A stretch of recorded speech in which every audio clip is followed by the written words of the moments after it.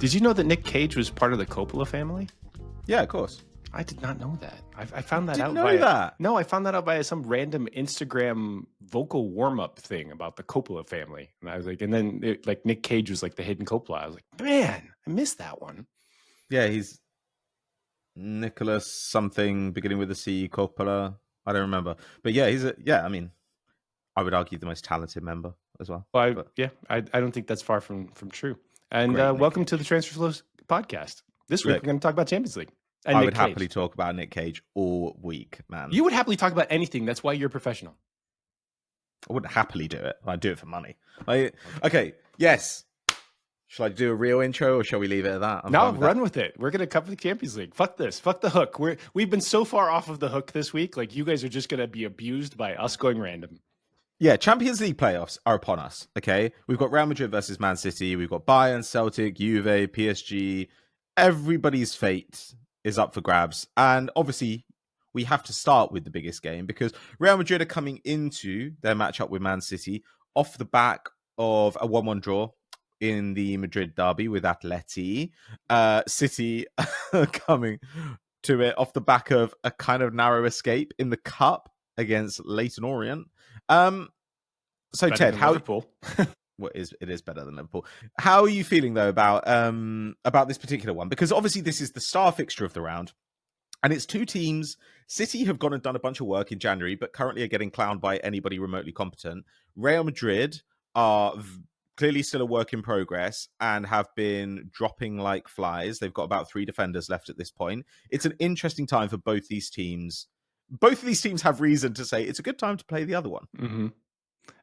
Both these teams are like, ooh, I wish that I had a much softer matchup this round so that we could heal up in a month's time when when things were supposed to start for real. I feel like the last round was it was like a trial run.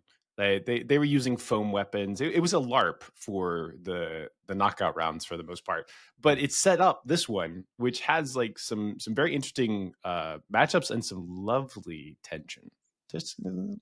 And this match is the one. So City have this thing right now where they could be competent, but it's very much a coin flip as to how that's going to turn out. And we know that they can't play how they want to.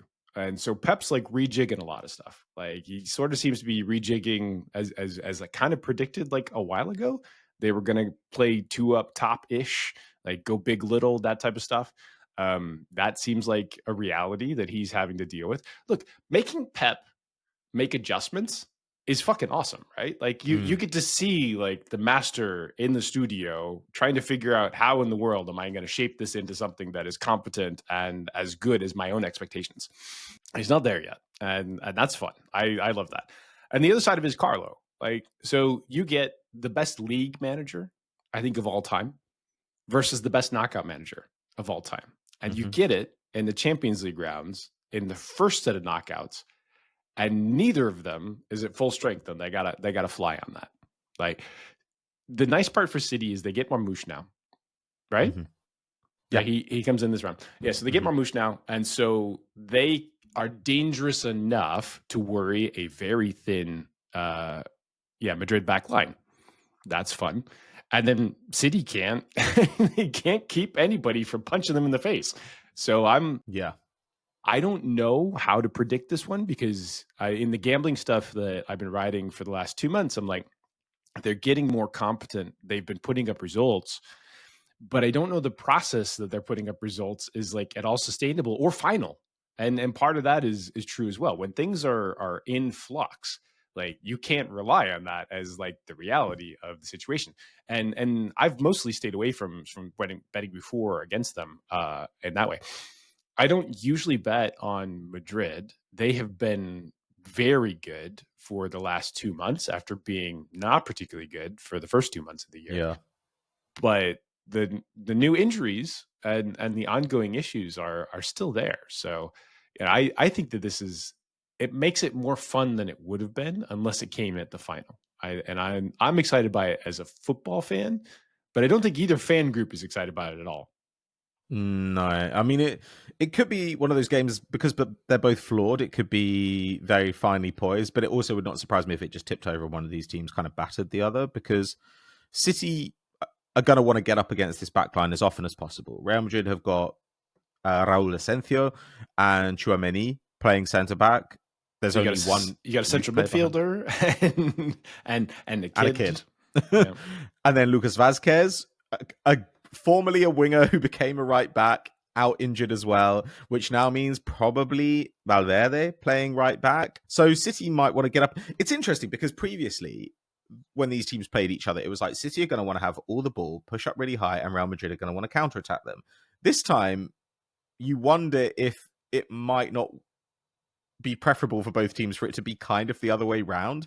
You know, Real Madrid are going to want their midfield and forwards to be on the ball as much as possible because they don't trust their defenders. And City will be looking at that back line and thinking, as soon as we get the ball, we want Ederson playing straight over the top to Haaland with Marmoush running off him. They have the best long ball goalkeeper in the world. And this was something that we noticed like the first 2 seasons that Ederson was around. Like his length of distribution is spectacular and super unusual. Like there are very few goalkeepers that can kick it like that. Is allegedly one of the reasons why they got him was because of that exact element. I think it's interesting this season. So people have been analyzing this, and I think Pep even talked about it, how direct the Premier League has become. Now, this isn't the first time this has come out of Pep's mouth. Pep, I think in the book that was written about him by Perla, talked about in his Bayern days how direct the Bundesliga was, and the Bundesliga was a transition league. The Premier League is doing that with world class athletes, and it is harder, and they're doing it more diverse ways, and they're also doing it with more press instituted, but it's intermittent now, as opposed to this is just the style that is played across all the Rangnick school. So that type of thing means that City have now seen all of that in action. They now have better athletes to be able to do it. They don't have the athletes to destroy things in the way that they want to in midfield. And so I think you're right. I think the shoe has certainly flipped so that City would like them to have the ball. They would like to be able to counter and transition. But we still worry about elements of City being able to sort of screw up play, destroy it centrally far enough away from their goal that the talent of Real Madrid is not going to demolish them either. It could just be one of those things where like they keep punching each other. They get exactly the same expected goals, but one team has 5 goals and the other team has 0 across the two legs. Like, you just don't know. Yeah, and the thing is, even if Real Madrid wanted to have all the ball and just push up as much as they could, they can't really do that. They're such a weird, huge team. They're not built that way. They're the big team that don't press you. They just, but their ability to play out of the press is kind of astonishing, right? Because the panic threshold on these guys is pretty much non-existent, or at least it was with the previous iteration of this team. But Valverde and Cruz used to be like the most important components of being able to sort of like own that game, control that game, like take the La Pausa out of it, even though like Cruz is German. And now like they don't really quite do that either. No, I just don't really know what they do to an elite standard, to be honest with you. I think it was interesting seeing them in the second half of the Atleti game, because first half they give up a penalty, and at halftime they're down a goal, and they're down considerably on XG. I think they had like 0.2 XG in the first half to something like 1.1, which includes a pen, but still. They hadn't really done anything. And in the second half, Bellingham is clearly told to start making runs into the box, crashing the box. And so you've got Bellingham hitting one post and normally Mbappe hitting another. And they're not particularly coordinated about it, but it was insanely dangerous. Bellingham had 5 shots and 0.7 XG and was just like constantly a danger in the box. And they managed to put up 1.5 XG in the second half against a defense which is considerably better than Man City's. So that's the story of Real Madrid with that coach, though, right? Like first half, they go down 2 goals, and I'm like, oh, this is done. Like they never give up 2 goals against anybody. It's fine. And then you just switch on like 4 of the best attackers in the world, and you let them actually go have fun for a bit, and they do. And suddenly it's a 4-2 game. And why was anybody ever worried about that? It happens over and over and over again. How? I don't know, but it does. But when we're talking about the best player in the world, the actual best players in the world, I assume that we're talking about Dani Ceballos, right? And Ousmane Dembele, yeah. Currently Real Madrid's best player, Dani Ceballos. Did you see his stat line from this game? It's bananas.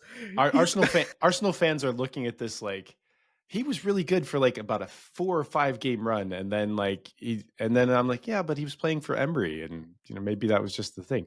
Like Dani Ceballos before Arsenal got him had an awesome set of stats in a moderate amount of time, and yeah, he's apparently loving life, and he is one of their more technical passing midfielders.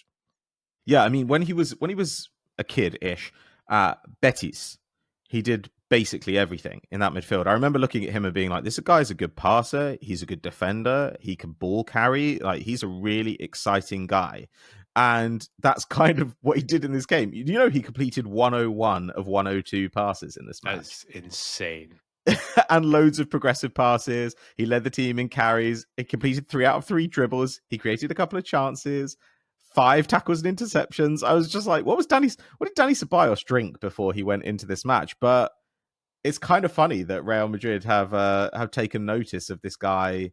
I guess he's been on the periphery of the squad through quite a lot of important seasons, but has been a regular starter over the last couple of months where, as you say, they've gone from being kind of a mess to currently being, the best team in La Liga over that period. I think they've got something like 32 XG for and 10 against in their last 12 games. It's pretty impressive stuff. Dani Ceballos is now better than Martin Odegaard. That's what I'm hearing from you. I think he's better than Rodri right now, at least. Yeah, with one knee. Yeah, I'm better than Rodri right now. Are you? Do you want to? Yeah. Do you want to bet? I bet I am. I bet I could. I bet I could win more tackles than him. Not against real footballers, but against 15-year-olds. Yeah, come on. Rodri going to the first one, out for another year, and I win by default. There you go. Sometimes you just got to win a bet. Who cares about the future consequence? It's a fair point, but I think I win. Be too busy tucking his shirt in. Real Madrid, however, going into this game, I mean, even before the injuries, they have the worst defensive record of any team left in the Champions League. Did you know that? I did not know that. It's not good. That seems impossible. And yet, it is in fact true. I know we talked a bit about this last Wednesday, but it does seem incredibly strange that they didn't think about doing anything even short term in January, right? So, I think that one of the things that really separates smart organizations and front offices from successful front offices is discipline and patience. And we actually saw this in the American football space where Philadelphia Eagles were, they were threatened. People were like, oh, they've got to fire the coach. Oh, they've got to do this. Oh, they've got to do that. And the Eagles just kept trading back and getting, more players later in the rounds. They did have obviously some luck. You always have to have some luck. But it drives fans insane to watch their club not make decisions, not go for things, and then be like, oh, well, we need to do this. We need to do that. Right. And a lot of times for a Real Madrid, for a Liverpool, for an Arsenal, you need to find players that will make a difference in the squad. Not just like can be in the squad, not just like are good enough to be around the squad. You want difference makers all the time. One of the difference makers that Madrid was in for apparently re-signed for Bayern Munich, which is a surprise, right? Like everybody had sort of thought that Alphonso Davies was definitely going. That didn't happen. For Madrid, like it could be, sometimes you've got to wait because you've got players coming through the academy that are good enough. And actually, I heard on the Wednesday pod about looking over at Barcelona's academy and being like, hey guys, but the reality is Real Madrid have had probably one of the best 5 academies in the world over the last 5 years and 10 years. Like just a huge amount of players that have impacted world football that you're like, wow, that he was originally a Madrid kid. So it could be that they've got that going on. It could be that they just don't want to spend any more money. It could be that none of the targets that they actually wanted are available. They've got Mbappe for another 4 years, presumably. They've got the biggest club in the whole world. Maybe they just didn't find anybody. Like that's a real thing. Obviously, City had desperate need, right? But City had need because they hadn't made any of those signings. Like they'd been sitting on a squad rebuild for like 2 seasons before this and never quite did it. And then obviously it came back to bite them this year. Madrid have not had that. They're still like in the awesome 3-way race in Spain. And I know that fans hate it, and Arsenal fans are like, "Oh, we're in win now mode." I'm like, guys, if you sacrifice win now, or if you sacrifice the future for win now, like you then end up in sort of the fourth to sixth race that is currently suicidal in the Premier League. Like you only want to do things and you want to wait until the right moments. And being disciplined for me, as somebody who appreciates good front offices, and to be honest, Real Madrid have been awesome. Like maybe it's the right choice. It's boring though. Yeah. Well, and also, I mean, finding the line. Like Arsenal going and signing Ollie Watkins is absolutely sacrificing the future in service of an imperfect present. But Real Madrid, like maybe trying to loan someone or something, does feel like it would have been doable. Like I don't love the player, but it was interesting. I thought that Bayer Leverkusen went and said, we'll make use of Mario Hermoso. I thought that was kind of an interesting one. And Real Madrid, who are deeply, deeply injured in this zone. And as you say, they're right in the mix, really, really tight race domestically, and they've got this huge fixture in the Champions League. It feels like there could have been something done there that which probably didn't really change the financial landscape for them. Arsenal do have to deal with some more restriction than Real Madrid in that regard. I don't disagree. I'm not a Madrid insider, unlike Jose. So he obviously had a lot more insight last week into what was potentially going on there. I'm kind of glad they didn't though, because like watching as a neutral fan with popcorn in my Sure. mouth, I'm like, yeah, this matchup excellent. La Liga, please, like let all the kids fight. Let Simeone be in the mix there. Like this, it works for everybody except maybe the longtime Madrid fans. But they've had enough fucking glory to last for another 50 years, right? Like they could just sit back, just become Man United fans for a while. I feel like that's their fate, My God, karmically. can you imagine? Can you imagine? No. I'm really hoping that Diego Simeone's son just like manages to like basically skip sort of 30 years of therapy by winning his dad a domestic title. Like, doesn't it feel like that would be such a healing moment for that kid? So Kim described that as like footballing nepotism, and I have said, and I believe that it has to be termed this from now on. Like, recommend that this get put in the dictionary. If it is a sporting case of nepotism, it then has to be called genepotism. Okay, Yeah, that's good. that's my official motion to make any sort of sporting nepotism that comes from past famous, very excellent parents into genepotism. I like that. I think that's good. Wait, is that the Okay, first? are we? Is that the first time? First time you've ever said you liked something that I had my own little like dad joke about? It has to be, definitely. Yeah, it must be. Let's just like Sorry, put am I that as a not giving you? one. Am I not giving you enough approval, Ted? You're my therapist. Occasionally, I need you to like show that I'm making progress. That's all. Need to put my rate up. Okay. I think that we've said as much as we really can say about City and Real Madrid because, like, let's be honest, like, we are just kind of guessing about how this insane game is going to go. Like, Anybody who says they know is fucking wrong. So don't trust them. This game is bananas. However, there are some fixtures here that I do feel comfortable saying I know how they're going to go. Yes. The first one, Brest versus Paris Saint-Germain. Brest are 7th in Ligue 1 with a -10 expected goal difference. PSG were much better than the group stage suggested, especially defensively. And as you pointed out this morning on social media, they might have the form player in the world right now. Ousmane Dembele, who incredibly is probably the remaining player that has the biggest price attached to his name in terms of transfers, right? I mean, like he's the guy. Like Neymar's basically gone. He's semi-retired, barely even played in Saudi. You've got Messi, who he can retire when he wants to. Everyone will let him play as long as he wants. But yeah, and then you've got Mbappe, who has moved on a free that would probably be the one. But Ousmane Dembele had this humongous price attached to him in the Summer of Madness. I think Coutinho is the other one that's like totally nuts. That you're like, huh? Did that even happen? Was that a like acid flashback? So yeah, he has been moved centrally. He has a spectacular amount of expected goals and assists, despite not playing as a center forward for pretty much all of the season. He's got like 490s, I think, in a center forward role.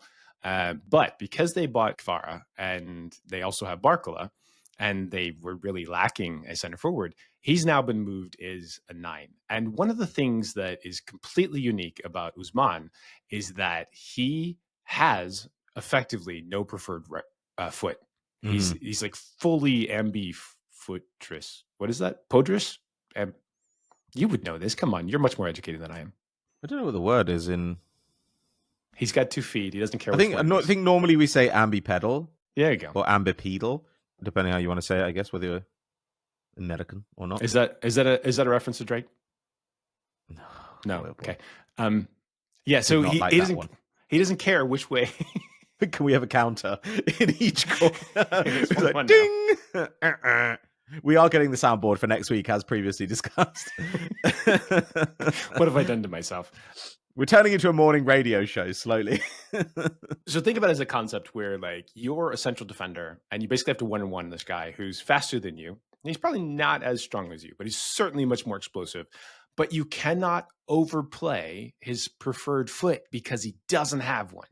And suddenly you just can't ever react to him. And he's faster than you are. So like either you have to body control him all the time, which you can't, because first of all, that's illegal. And second of all, if they play in space at all, like you can't do it. Or you're going to get beat regularly. And if you have 2 scorers on either side of him, which Kvara and Barcola look like they're going to be, even if Barcola, probably isn't on his preferred side, like you just have impossible choices across the front line. So I'm really intrigued by this.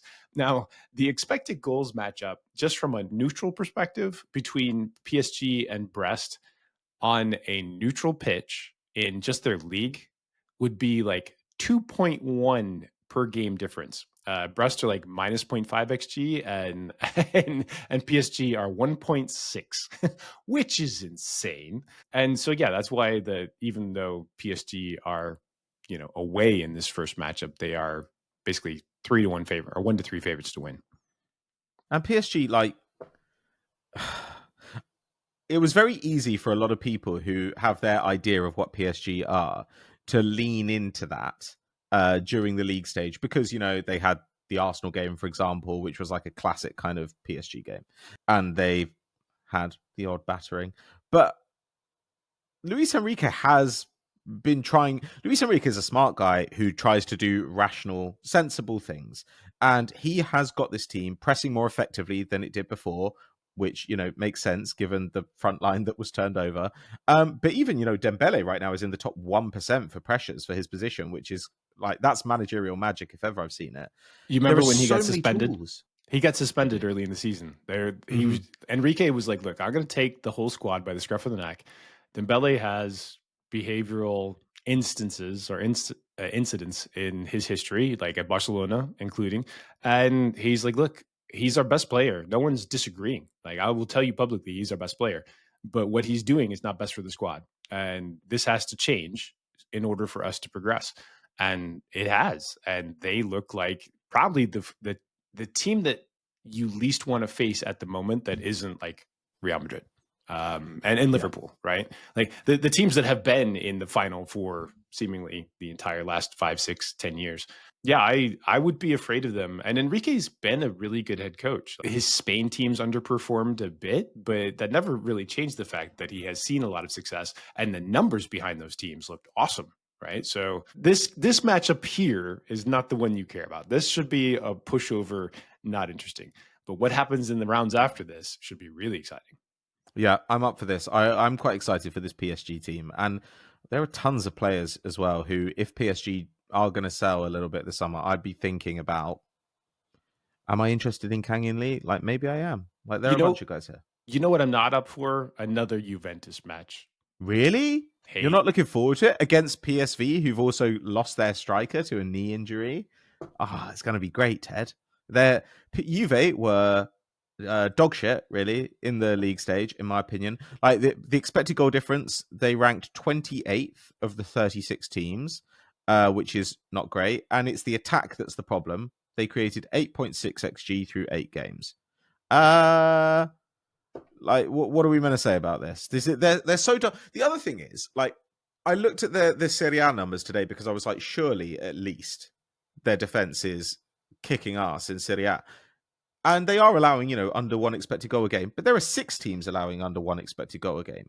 So how much room is there to create separation on the defensive end? The attack needs to be at least decent, and it's just not at all. I don't understand it. 13 draws in 24 league matches, where the bottom Mm, half of that league is not good. yeah. I mean, it doesn't help when you have Kim's favorite player, Dusan Vlahovic, making questionable decisions. But Kolomani's come in now. He scored some goals early doors, which is good stuff, and it looks like he's just gonna be a starter. PSV PSV were pretty good against Liverpool, though no one cared. They're pretty good against Girona, Sporting, Shakhtar. They were terrible against Red Star. They were terrible against PSG, and they've actually already played Juve and lost 3-1 at home. And Pepe's out. So I think the Dutch teams are better this year than they have been in recent time, but it is a very good time to play PSV. So now that said, it's Juventus that are playing them, and I have zero confidence in Juventus in any way, shape, or form to do interesting things. So yeah, I'm not interested in this match. I will watch it from afar. I will occasionally poke it with a stick and ask it to do something, but I suspect that it won't. And we should just move on. By the way, I didn't get you to predict the others, but I'm going to make you do that at the end, okay? Just, well, tough shit. Okay, Sporting Dortmund. Dortmund, weirdly kind of good in the Champions League. No, Their numbers are pretty good. no. You Face can't bad be teams. Don't enticed. believe you. Want They were nothing to do with them away ever. Also, no. These are two their numbers were dysfunctional teams. they weren't too bad against Barca. Okay. These are two dysfunctional teams. I hate their new head coach as well. I don't think that's a good choice. It's like a practical choice, I guess. Like maybe he can help them out in the knockout stages. But so, Patrick here wants me to choose teams and stuff like that. And one of the nice things you get to do as a bettor and not a bookie is you get to not bet on teams. You get to not choose teams. You're like, I don't know what's going to happen. I don't even care what's going to happen. Like, wake me up when they face somebody that I give a shit about. I actually do like Sporting. I think it's an interesting matchup. So footballistically, which is not a word, but we'll use it anyway. I think this is an interesting matchup, and I think it's a fun one. Obviously, no one will really pay attention to it because the City Real Madrid game is on alongside of it. But I think that it'll be really interesting from a perspective of summertime transfers. Like, this is a really good team that Sporting are facing. It's in a situation that it matters. We know Dortmund are mostly competent or like mostly talented, let's say. So you're getting like a nice comp, strength of schedule comp there. I think that I like Sporting as a football team, and I probably lean them to advance on this one. But I mean, they also have had times where they just shot themselves in the foot and had horrible performances in the Champions League. So yeah, there's variance in that one. It's an interesting game if you want to watch some talent. I think if you want to go and watch like Quenda, if you want to watch Gittins, like this is a really good game for you. Kovac he's not going to be as bad as Shaheen, I think, just because Shaheen didn't really do anything at all that I could really work out. But I don't know. Like this is one of those games where, like, truly, I don't care. This is a real whiff of Europa League about it. But I'd kind of like Sporting to advance here. Both of these teams are good. Why, that's so unfair. They're like Champions League regulars. You're like, No, but there's it's a just real got whiff of Europa League. you know It's what not I like mean, though. Bruges are in this. Who that's also unfair because Bruges are constantly in the Champions League, but it just feels like they shouldn't be a lower level down. But that's exactly what I'm saying. Like when I see Sporting, I'm just like, oh god, this has got like Channel 5. Like Feels all like over. Celtic. Exactly. That's what I wanted to say, but couldn't. Okay. Well, should we go on to Bruges then? Because Bruges, Atalanta up next. Bruges had some good results. They beat Villa, they beat Sporting. Their games exceptionally low event. So they were 30th in the league stage for XG, 8th for XG against. So just 16 XG total in attack and defense over 8 games. Which is interesting because now they're up against Atalanta, who have been phenomenal and are gonna blow their doors off. You don't get to play that style. Like like some teams will come in. Like, so one of the interesting questions to ask is when you're doing the gambling and the analysis side is, are we the dominant factor in this, or is our opponent the dominant factor, or which team is going to be the controlling element of this? Because they will just they will just overrun any sense of logic that you have or any sense of control that you have, whatever. Atalanta, for whatever reason, play a football style that is unique unto themselves, and everybody else kind of gets caught up in it. And so because of that, and particularly if you do not have as good a talent as they do, like you're just going to vibe with them and you're going to end up playing something that you probably don't want to, or you'll end up being behind and have to try and run with it. So Yeah. good luck. They're the best. Everyone loves Atalanta. They've fallen off a little bit in Serie A as well, so they might devote a little bit more energy to this. I mean, like they're not miles away, but they're 4 points off top, and Napoli and Inter are ahead of them, both with games in hand. Their attack through the group stage, I think, was second after Bayern's, and the defense was actually slightly better than Bruges. Retegi, like what has happened here? I mean, look, the thing is, it would be surprising, I guess, if Gasperini hadn't done this like 5 times previously, where he took a guy who we thought was kind of like not much of anything and turned him into one of the best players in his position in Europe currently.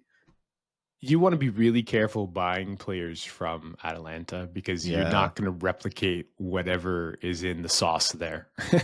like whatever pasta sauce that they're delivering into the players, both stylistically and presumably performance wise. Like I wouldn't want to necessarily buy those players without having the chef alongside of it.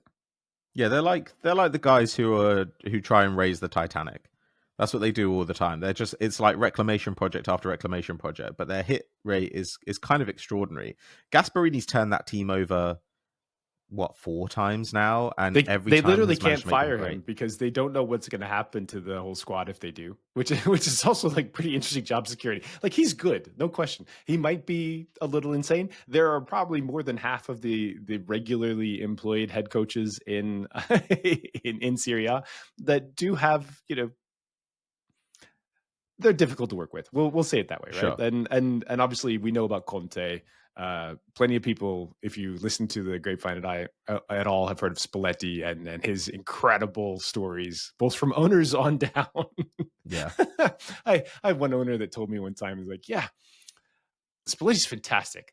He's incredible to work with. We think that he's a tactical genius. He's also the person that is most likely at any point in a meeting that I've ever been in, and I have been in some insanely coked up, drugged up rooms in finance.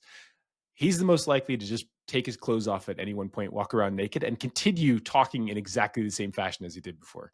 I was like, wow, I've never heard that before, but I'm going to remember that until I die. Well, and it makes a lot of sense of why he went to Zenit for a bit. You know, he was like, I'll just go to Russia and behave like a kind of like drunken Romanov. Zenit is the Russian reclamation project. You go to Zenit for a while, you get used to the winter, you come back a little more personable. Like, yeah. Yeah, it's the sin bin.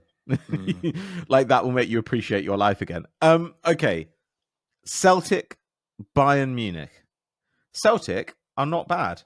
Bayern are maybe the best team in the world.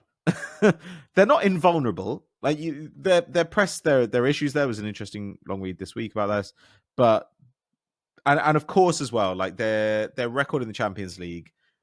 Okay, it's boosted by battering Zagreb, battering Slovan Bratislava, but they were also good against Benfica and PSG. They're bad against Villa. They're bad against Barca.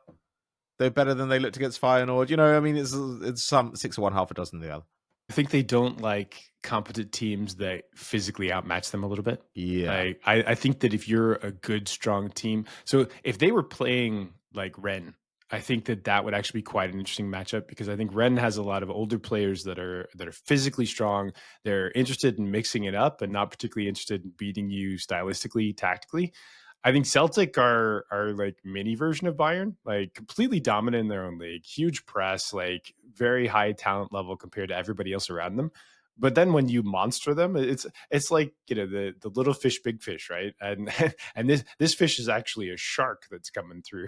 And it's just like, yeah, I think that they will churn them. I think one interesting element is that this line is slightly smaller. Bayern Munich are slightly less likely to win this game than PSG are versus Brest. And I think that's because Brest numbers are not that good, but we've seen them both, like pretty much all the French teams do all right in the Champions League. Celtic, man, I have zero faith in them doing anything particularly useful from a gambling perspective. I've actually enjoyed watching the things that I've seen of them in their league, and I think that they're kind of a fun watch, and they're still pretty good at producing talent. But I just see them being swept aside. Now, weird things happen, and they could find interesting ways to break that press, just like the article that came out. One of the things I found interesting in football is that there will be analysts that somebody will message them and they'll say, "Hey, did you see this?" Right. And I promise you, given that was an English language piece, like someone had messaged that immediately to the Celtic staff, and someone will have read it and they'll have picked it apart and said, "Hey, how can we take advantage of this? Does this jibe?" Absolutely guarantee that happens. I've been surprised at the places that things filter in football, but I'm sure that one happened. Celtic have it in them. Like Celtic Park is a horrible place to go. I don't know if they have it in them, actually. I just said that. Like, look, Bayern are pretty good. Are you on the Champions League announcing crew for this time? It's like, at some point, it's got to get to me, right? Like after they filter down through a bunch of second raters, I assume that I'm in line to be like president of FIFA at some point. And then also, I can get a nicer watch. Where'd you grow up? Zanzibar, Madagascar? Which random island? Are you from the Seychelles? The British Isles is where I mostly grew up. But I do like money. I was assuming that you were in line for the presidency / royalty of whatever small island that you were born on. But if only. Okay, let's move on from that. Feyenoord Milan. I dated somebody that was in line to a family seat at one point. Amazing woman, fabulous. But she just used to talk about it, and I'd be so confused. And then I went to Royal Ascot on like the bougie day, which is like all the people in the former line of aristocracy that are invited, plus random assorted hooligan friends like myself. And her cousin had a parking spot that was the one right next to it was Camilla Parker Bowles' parking spot, who I believe she's officially referred to as the Queen now, right? Yeah, she's the Queen now. Yeah, so the brother of the Queen parked right next to them. And for years, he used to just drive a Skoda up. And I was like, oh, I kind of love this guy, actually. I don't even know him, but, he's like the most approachable royalty that I've ever heard of. So there you go. Okay. I don't know how to segue out of these things, Ted. I'm not prepared for this. Now's the time where we drop the Skoda advert. Like, that actually would be good. Feyenoord Milan. We've got two left. Feyenoord Milan, and actually our last two I think are like sleeper hits. Feyenoord Milan. Milan just took Feyenoord's striker and have retooled considerably in January. They are nothing special. Neither of these teams has been much special through the league stage. Minus beating Bayern. Yeah, that was special. Milan beating Real Madrid at the Bernabeu. That was also good. Also pretty good. Yeah, that was early. Yeah. That I feel like that was a lifetime ago. Milan's season is just slowly becoming more and more unhinged. And one of the things that I found really interesting about this Milan season is that the ultras kind of hate the current ownership in ways that are like surprising, right? You look around, they had a title not that long ago. They don't seem like that they're that bad, but they just keep making enough decisions that the ownership and running not the country, that was the royalty, but running the club. That was Berlusconi. And in Bunga Bunga news, so running the club, for some reason the ultras are like very anti Milan right now.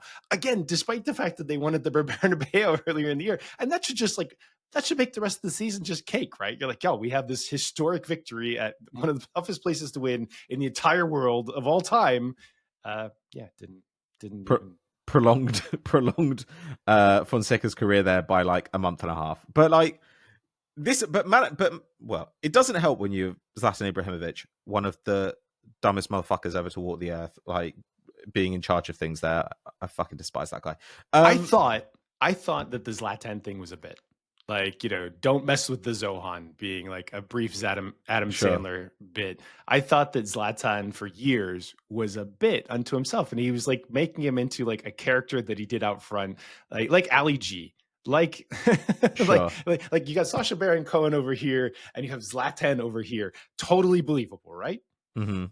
Not a bit. This is the dude. This is how he walks through life. He's so fucking weird and he's thinks so he's weird. So much smarter than he actually is. And I had some Milan fans tell me that, oh, well, maybe the people at the club know way better than you do. And I'm like, I know people at the club. What are you talking about? Like, I used to do work for this team. Yeah, totally weird. And they're getting weirder, which is why for me it's fun.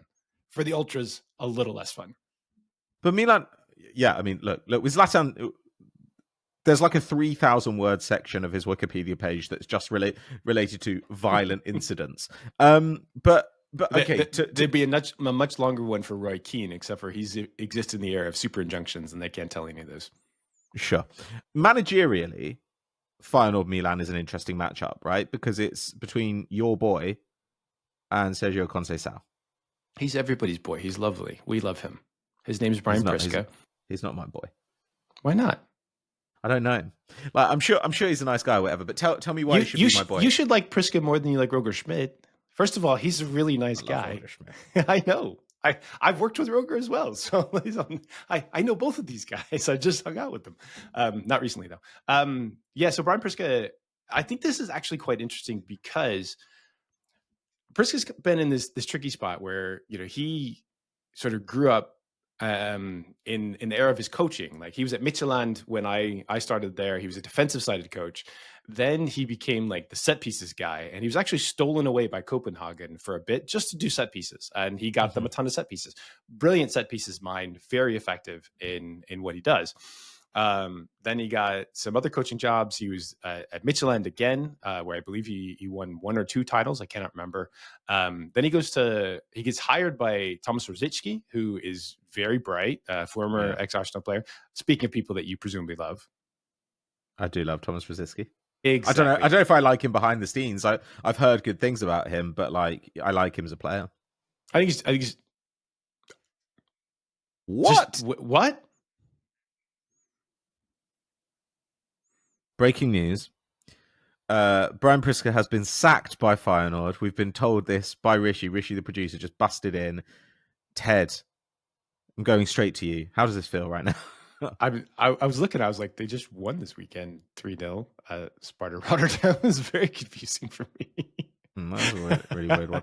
And I mean, they did lose in the cup to PSV, and then they lost to Ajax a couple of weeks ago. So I guess that this is. I mean, it had been coming. Basically before the Bayern Munich win, like, he was already fired, and then they had to retract that for a bit. And so I guess the 3-loss run of Lille, Ajax, and then PSV Eindhoven since that time, which is all basically in a week period. But didn't they just sell like one of their best players to Milan as well? Yeah. Anyway, it doesn't matter to me. He's lovely. He'll get another new job. I do not think that he's done anything wrong. And coming into a new team is very difficult. The Dutch league is like more tricky and grumpy than you expect it to be. So my expectation was that he has been able to play a style that is actually perfectly capable of matching up with bigger teams better and causing them problems. So play tight defense, counter when you can, and then get good benefit off of set pieces. That's what I was expecting. But yeah, he seems to be fired. So I don't know what to expect in this matchup anymore. But I think that I think that I would downgrade the likelihood of Feyenoord coming out of this a little bit, especially based off of who they're going to hire. Sure. And I think Conceição as well has a pretty good Champions League record. I think he's a good kind of detail-orientated coach. I don't love Joao Felix or Kyle Walker, but generally speaking, the squad has got a lot of talent. And also, they've got a striker who they just took on Feyenoord. So I think that broadly, a lean Milan there. Okay, last one. Monaco, Benfica. I think this is a super exciting one. Benfica have actually already beaten Monaco in the league stage. They've beaten Juventus. They've beaten Atletico Madrid. The Barcelona match was mayhem and they lost it, but it certainly enhanced their reputation, I think, as an attacking outfit. And they ended up with a plus 0.9 expected goal difference per 90, which puts them ninth, despite the schedule. Sorry, my stupid fucking phone is going off. Oh my God, be silent. Is that Brian Priske calling you? Apparently, I'm going to be the next coach of Feyenoord, Ted. Would you believe they were just Googling people with Dutch surnames? They were like, this guy will do. You would not be surprised that, you're not the only person to get hired away from this podcast back into football. Yeah, So yeah, that's true, actually. Okay, so Benfica, yeah, plus 0.9 expected goal difference per 90 puts them ninth through the league stage, despite a really, really tough schedule. That is highly impressive stuff. they were quite dominant against Monaco at Monaco as well. Now the question is like, is that repeatable or not? And I don't have an answer to that, but I'm certain it's something I'll be digging into a bunch on the variance betting stuff that's supposed to go out on Tuesday and Wednesday this week. I really liked Monaco from a league perspective, especially if they can stay healthy. Now they play a style with Adi Hütter that is not super conducive to having consistent healthy players because they're very high output, right? They're difficult to play. The the big question here is in knockout stages, like how can Hütter's teams do? And I'm not sure that it's a good style for that. So the second question, the follow up question becomes, how's he going how's he going to adjust things so that they're more likely to get through this matchup? The talent wise, so these teams are basically even. Pavlidis is a very tough matchup for teams. You've got old man Angel Di Maria that's still grinding away, creating good chances for teammates, like lumping set pieces in there. Otamendi is also on this team. Aktürkoğlu is one guy that was considered for Barcelona, I think, this last summertime, and didn't end, or not Barcelona, Liverpool, Arne Slot. So that's another one that's on the list there. Or maybe it was Koku. It was one of those two guys. I think it was Orkun Koku.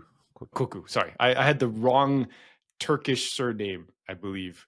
Anyway, the point being, they're a very challenging matchup. Both these teams are really talented. We know Benfica are a great talent factory, and Monaco are also a great talent factory. Two good coaches. If you're a football nerd, this is probably the best single matchup outside of the blockbuster Galactico one in this round, or I wouldn't say the next one because there's awesome ones coming next. I will probably be watching this one over any of the other ones on Wednesday night. Yeah, I think there are a ton of players here who are really, really exciting. Like as you were saying with Monaco, young team, Akliouche, really exciting. Ben Seguir. They've just added Mika Biereth to play alongside his former Arsenal academy teammate, following Balogun. And Biereth, he's one of, I saw Billy Carpenter had a really good tweet about this where he was just like, I watch Biereth and I think, I don't know if he has the physical tools, Biereth scores, or whether he has the game intelligence, Biereth scores again. You're like, that is the experience of watching Mika Biereth, like his whole career, is you just look at him and you're like, why is this guy good? Yeah, and then he just kind of is. Chicharito ended up being like that. I Sure. could not figure out Chicharito other than he had the smartest in progress football brain of anybody I've ever seen. Like there are just some players where you're like, that dude has an insane nose for goal, and for whatever reason, he puts himself in the right position over and over and over again. I used to work with Gianni at Brentford for a while, and now I think he's the set pieces coach of the U.S. national team. And he was telling me about a couple players that he worked with at Fiorentina, and he'd be like, "I need you to do this in this situation," and then the player would adjust and score. And then they did it again, and he adjusted and scored. And he's like, at some point, I just stopped giving that player instructions other than to give him an approximate area because he was so much better at knowing what he needed to do in any situation than I was. And it was just magic for us. There are players like that where, from a scouting perspective, you kind of just have to throw up your hands a little bit and be like, I think he's just smarter than everybody, and I don't know why. Yeah, sure. I always felt this way. I mean, like, obviously he's got phenomenal abilities, but I always felt this way about Kane, right? Like, you look at Harry Kane and you're like, there are players who are much more physically gifted in certain regard. I mean, he's very strong and he's shockingly two-footed, but like his ability to know what he should do in a particular situation, his decision, which club to dig out of his bag, and his nose for where he needs to go has always kind of astonished me. And that's what makes him like one of the best strikers ever. Maybe we're saying nice things about Harry Kane, so I want the Spurs fans to take note, because if we say awful things about your team later in the week or in the next roundup, it's not that we haven't occasionally said nice things. Just now it was the appropriate time to say other things. We can only say nice things about Spurs players after they leave Spurs. I think that's the rule. He's very difficult to deal with in so many ways, and we're not the only ones to say that. You hate him. Okay, right. That brings us to the end of our Champions League roundup. I didn't make you predict. I'm going to go back. City, Real Madrid. Who's going through? Real Madrid. Yeah, me too. PSG, Brest. Tough one. PSG. Okay. And Juve, PSV. That's a draw. Given Juve's season, that's a legitimate prediction. What? So they just eliminate both teams from the Champions League? They're like, this is too boring. Goodbye.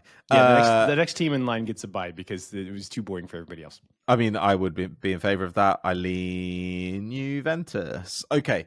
That brings us to the end of our roundup. Oh, whatever. Who cares? What are you doing? Sporting. Keep going. You can't stop there. Did we not do that one? Fucking, I don't know. Sporting versus Dortmund. Nah, I'm going to go Dortmund. Ooh, all right. That's a split win. Bruges versus Atalanta. Come on now. Atalanta. Yeah. Munich. Bayern, yeah. No, but Celtic might be up for it. Yeah, they'll try. Look, there's always a part of me, despite the fact that they're Catholic, there's always a part of me that wants to back Celtic. Hoop, there it is. Hoop, yeah, exactly. Yeah. But final Milan. Yeah, especially now that I'm anti-Feyenoord. Sure. And Monaco, Benfica. This is a tough one. All right. I'm saying this without having done the gambling review. So if my predictions come out the other way after having done the gambling review, don't hold it against me because I did not finish the research for this. I knew that I had till Wednesday. I got Benfica on this one. Yeah, me too. You're not expected to remember them. It's like somebody messaged me about the predictions we made at the beginning of the season on this podcast, and I was like, I don't remember what I said.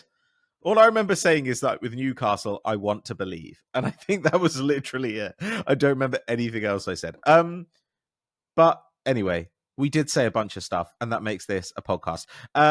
Thank you for listening. Thank you for watching. If you are watching on YouTube, please do like and subscribe to the channel. If you're listening on a podcast app, then leave us a 5-star review. Send us in your questions for Wednesday's edition. And we thank you for your support. Make sure you subscribe to the newsletter. Sign up for variance betting as well to get a different sort of insight into all the football that's happening right now, and more of a detailed write-up from Ted as well. But thanks again, and we'll catch you later. Bye. Record this at the beginning. Now, go again. You saw a tweet that said, I'm sorry, what was that? I love having to start a sentence with I saw a tweet, because every time I start a sentence that way with my wife, she's just like, why have we had children together? But like, it said something like Australian baristas are the Jesuit missionaries of the 21st century, because like you could pitch up in some undiscovered location that, no human foot has ever stood, and there will be like an Australian there who's like ready to make you a cortado. And it's genuinely true. Everywhere you go, there's an Australian, or maybe if you're lucky, a Kiwi, an elevated Australian, who's going to make you a coffee. It's great. So my theory is that it's all the same Australians, but because they come from convicts, they get kicked out of place in place, and they have to go to the next one. So like it's just like this circular group of Australians that's much smaller than it appears based off the time you encounter them. In my experience, it's the Australians who kind of consider themselves too fancy for Australia. So when we were on our sabbatical in Paris, we made friends with a lot of Australians, and they were all from Melbourne, and they were all just like, we would sit there and introduce ourselves in class, and they would always stop and say to the teacher, sorry, so what's the word for racist? And the teacher would say raciste. And they would say like, okay, yeah, my country's too racist for me to live there anymore. And I was like, so you've come to France? They're very diverse. Yeah, they don't like it. Some countries handle their diversity differently than others, and some go through phases of handling things differently than others. Some of them even vote back into it for some odd reason. I don't know. Sure. Yeah. But did you see the Super Bowl halftime show? Because that was fucking awesome. I haven't seen it yet. I don't really care about the Super Bowl. I like Kendrick, but I'm not interested. Oh, did Taylor Swift watch Kendrick? Was it amazing for her? Don't give a shit. I need to apologize to a third of our audience right now, who are all Kendrick fans, but not necessarily Americans. I'm a huge Kendrick fan. It's just that, like, if you were a huge Kendrick fan, you would have already watched this, and we wouldn't be having this conversation right now. Come on. Like this It was that morning, good. this morning, the whitest person in every single group chat that you're in was the person who was like, "Did you see Kendrick at the Super Bowl?" And I was like, "Yeah, like sure, I know about Kendrick. I'm glad that you've enjoyed him. Like, good for you." I feel this is really unfair, given I've been listening to hip hop since hip hop started. But It's not a dig at you. It's not a dig at you. It's just that like okay. I've been sent this like 10 times today, and I was just like, I'll get to it when I get to it now because this is starting to piss me off. It would have been the best 13 minutes of your day. It's the same way that last year there were like 3 people who insisted on talking to me about the Kendrick Drake beef, and I was like, nobody serious takes this seriously.